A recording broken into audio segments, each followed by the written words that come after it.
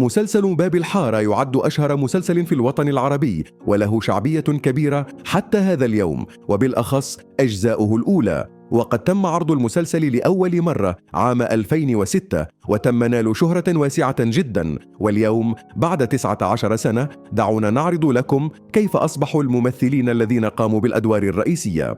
وفي البداية نبدأ بزعيم الحارة أبو صالح، وهو الممثل عبد الرحمن آل رشي، وهو من مواليد 1934، وقد توفي الفنان عام 2014 عن عمر 80 سنة، وهذه كانت آخر صورة للفنان المرحوم. والشخصية الثانية هي زعيم حارة أبو النار الفنان علي كريم، واشتهر بشخصية العكيد أبو النار، وهذه الصورة كانت لأحدث طلة له. الممثل القدير بسام كوسة الذي لعب دور الأدعشري، ويعد أهم وأبرز الممثلين السوريين، ولقبه جوكر الدراما العربية. الممثل عباس النوري الشهير بأبو عصام من مواليد 1952، ويعد أشهر وأبرز أدواره الذي رسخت اسمه في عالم التمثيل العربي. الممثلة صباح الجزائري التي لعبت دور سعاد أم عصام مواليد 1955، وتعتبر من أهم الممثلين السوريين بأدائها الملفت والرائع. الممثلة وفاء موسلي التي لعبت دور فريال خانم مواليد 1959، وكانت زوجة الفنان جمال سليمان لمدة 7 سنوات ثم انفصلت عنه. الفنان سامر المصري الذي لعب دور العقيد أبو شهاب عمره 55 سنة، تميز بدوره في 3 أجزاء من مسلسل باب الحارة الذي حقق نجاحا كبيرا في العالم العربي. لقب بالعقيد أبو شهاب بسبب دوره المميز في المسلسل، والذي رسخ مكانته كواحد من أبرز نجوم الدراما السورية. شارك أيضا في عدد من المسلسلات والأعمال الفنية الأخرى التي أثرت مسيرته المهنية وجعلته شخصية محبوبة لدى الجمهور.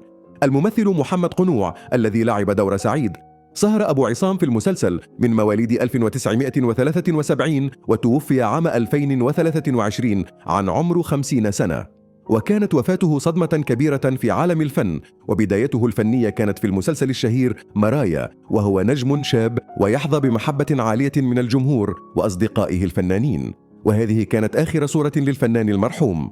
الفنان السوري نزار أبو حجر الذي لعب دور أبو غالب من مواليد 1952، وتنحدر عائلة الفنان من أصول فلسطينية، وبداية مسيرته كانت في الإذاعة ثم انتقل إلى التلفزيون. الفنانة أمية ملص التي لعبت دور البنت الكبيرة لأبو عصام وزوجة سعيد، وهي من مواليد 1971، متزوجة من السيناريست لقمان ديركي، ولها منه بنتان يعيشون الآن مع الأب في فرنسا بصفة لجوء. الفنان زهير رمضان الذي لعب دور أبو جودة رئيس المخفر، تولد عام 1959 وتوفي عام 2021. اكتشفه الفنان أيمن زيدان، وقدم أول أدواره من خلال مسرحية حارة الشحادين مع الفنان حسن دكاك. انتخب لمنصب نقيب الفنانين السوريين في عام 2014، كما أصبح عضوا في مجلس الشعب السوري لعام 2016. أثار الجدل بعدد من التصريحات والقرارات بعد تسلمه رئاسة نقابة الفنانين في عام 2014، منها فصله العديد من الفنانين بسبب عدم دفعهم الرسوم. كما يعتبر رمضان من أشد المؤيدين لنظام الأسد. الممثل ميلاد يوسف الذي لعب دور عصام في المسلسل، وهو مسيحي من مواليد مدينة حمص، عام 1975، كانت أول مشاركة له في عام 1998 في مسلسل مقعد في الحديقة. متزوج من سيدة أرمنية وله منها ولدين، ممثل محبوب وله العديد من الأعمال في مسيرته الفنية. الممثلة ليليا الأطرش التي لعبت دور لطفية زوجة عصام، مواليد 1981، تنتمي لأسرة فنية عريقة. نشأ منها الفنانين فريد الأطرش وأسمهان من محافظة السويداء. بدأت مسيرتها الفنية وهي بسن صغيرة في سلسلة مرايا مع الفنان ياسر العظمة. برزت في العديد من الأدوار مثل مسلسل أشواك الناعمة وباب الحارة ب7 أجزاء منه. الممثل وائل شرف الذي لعب دور معتز الشاب الإزعر مواليد 1977، شارك في عدد من الأعمال التلفزيونية من إنتاج شركات خاصة والتلفزيون العربي السوري، وهو ابن الفنان السوري صبحي الرفاعي، وكانت بدايته في مسلسل مرايا 2003. وقد تلقى وائل جائزة من شركة عاج عن دوره المتميز في مسلسل باب الحارة، وكذلك من مجلة سيدتي، وتم تكريمه في أمريكا وحضر عدة مهرجانات عربية ودولية في فرنسا. الفنانة تاج حيدر التي لعبت دور جميلة بنت أبو عصام مواليد 1988 تنحدر من عائلة فنية، والدتها الفنانة نهاد الشيخة انطلاقتها الفعلية كانت بدور اليمامة بمسلسل الزر سالم عام 2000. ورغم عدم تجاوزها 12 إلا أنها قامت بأداء دورها باقتدار توالت أعمالها، وحققت العديد من النجاحات في بعض أعمالها حتى استطاعت تثبيت اسمها على الساحة الفنية في سوريا. الفنانة أناهيد فياض التي لعبت دور دلال بنت أبو عصام مواليد 1983، وهي ممثلة سورية مواليد دمشق تحمل الجنسية الأردنية، اشتهرت بدورها في مسلسل باب الحارة وأداء صوت شخصية لميس في المسلسل التركي سنوات الضياع. شاركت في العديد من المسلسلات السورية منها التغريبة الفلسطينية، أشواك ناعمة، أنا وأربع بنات، وغيرها الكثير. الفنان محمد خير الجراح الذي اشتهر بدور أبو بدر عمره 60 سنة، ممثل سوري من مواليد مدينة حلب، والده الممثل المعتزل عبد الوهاب الجراح.